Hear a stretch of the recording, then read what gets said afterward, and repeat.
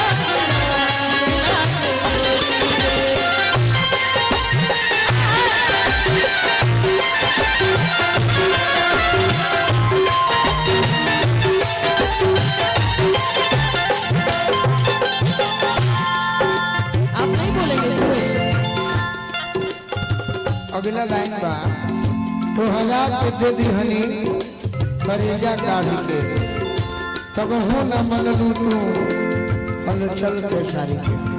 अरे ये बात के पूरा कहली फिर हम कहो तोहरा के दे दी हनी करेजा काढ़ी के।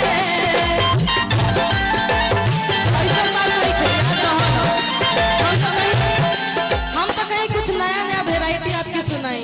तो रउआ हुए में बानी के दोनों सुनाओ, तीनों सुनाओ, चारों तरह के गाना बता, चारों सुनाओ।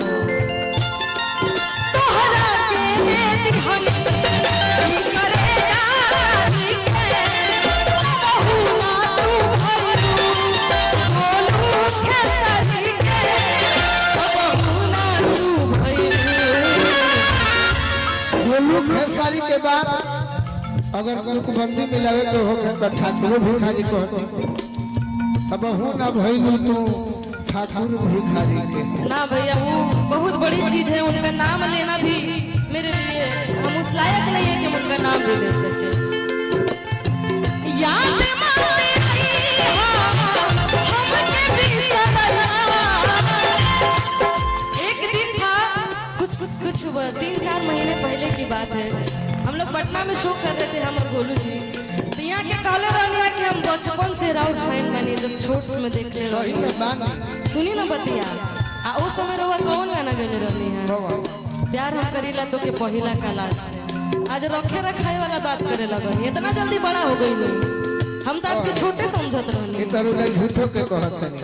अब का झूठ बा का सच बा ई तो रउरे जाने। हम कभी शूटिंग में मिलले नहीं, जब मिलल बानी तो अपना भाई अरविंद अकेला कलू के संग मिलल बानी, कभी शूटिंग में मिलले नहीं।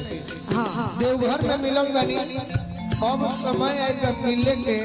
हम गोलू जी को इतने छोटे हमको लगता है कि रहे होंगे कुछ 8-10 साल के रहे होंगे। दूध पियला अब वो कहाँ रहुआ पियो तनी तो आप ही के पता होई।